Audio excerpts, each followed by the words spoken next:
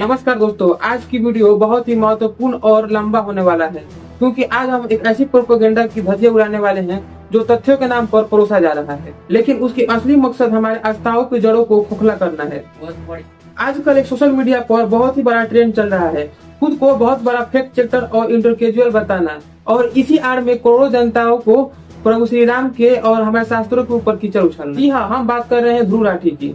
इनकी वीडियो में जिस तरह रामायण को एक स्पाइडरमैन की कहानी बताना और प्रभु श्री राम के खान पान के ऊपर लालछन लगाना जब से शुरू हुआ है, लेकिन अब उसको एक्सपोज करना बहुत ही जरूरी है। आज की वीडियो में हम इनकी मिथ प्रोपेगेंडा की पर्दाफाश करेंगे और प्रमाणों के साथ जानेंगे कि सच क्या है।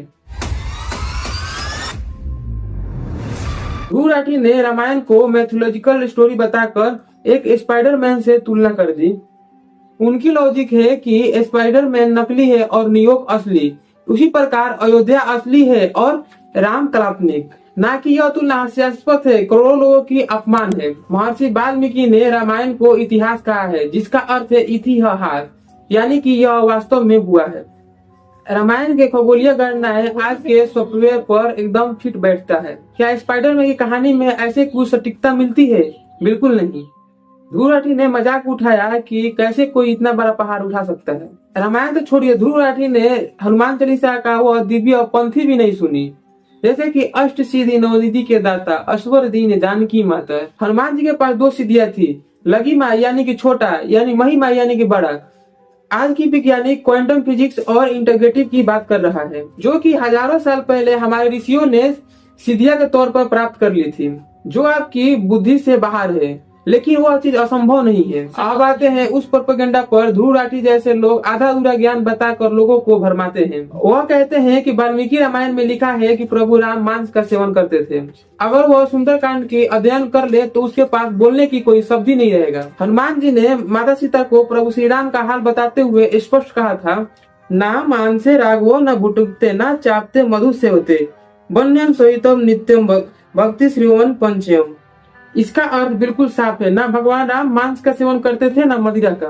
वह वन में मिलने वाले केवल कंद मूल फल ही सेवन करते थे। यह हनुमान जी का शब्द है, जो श्री राम प्रभु का सबसे बड़ा भक्त है। ध्रुव राठी जैसे लोग उस अयोध्या कांड के श्लोक को गलत तरीके से पेश करते हैं। वह अपने वीडियो में बताता है कि सीता माता ने जब गंगा पार करती हैं तब वादा करती हैं कि मैं मांस चढ़ाऊंगी, लेकिन यहाँ शब्दों की चालाकी की गई है।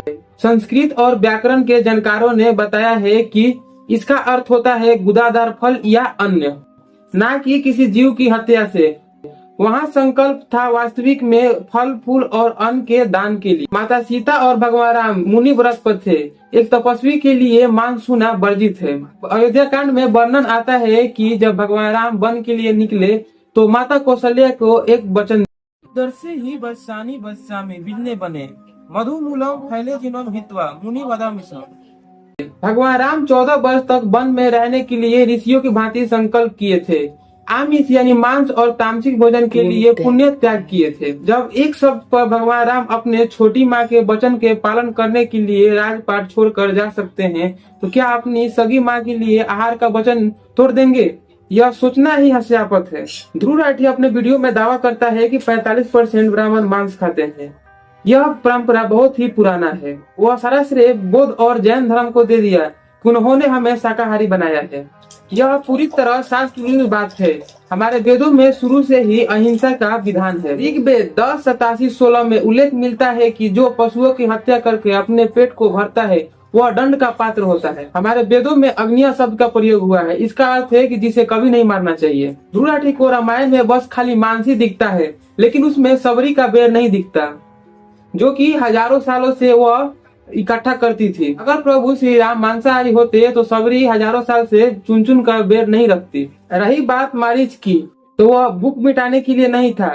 सीता माता ने उसे जीवित पकड़ने की इच्छा जताई थी। जब राम जी को लगा कि यह कोई हिरण नहीं, यह राक्षस मारीच है, तब उनको वध करना पड़ा। क्या किसी ग्रंथ में लिखा है कि भगवान राम ने उस राक्षस को मारकर उसका मांस खाया? जवाब है नहीं। दोस्तों, आजकल सनातन धर्म को टारगेट करना और हमारे आस्थाओं के साथ खिलवाड़ करना एक बिजनेस मॉडल बन गया है। ध्रुव राठी हिंदू धर्म के कुछ कथाकथित बुराइयों पर तो एक लंबी वीडियो बना देगा, लेकिन क्या उसमें हिम्मत होगी कि दूसरे धर्म के कट्टरता पर भी सवाल उठाए। क्या वो सुअर पर वीडियो बनाएगा जैसे वो हमारे ब्राह्मणों पर बनाया, क्योंकि उसे सहनशीलता नहीं मिलेगी जो सनातन धर्म से मिलती है। ऐसे भ्रामक प्रचारों को डटकर जवाब देना चाहिए। जो राम का नहीं वो किसी काम का नहीं। इस वीडियो को ज्यादा से ज्यादा शेयर करिए, ताकि हर एक सनातनी के पास यह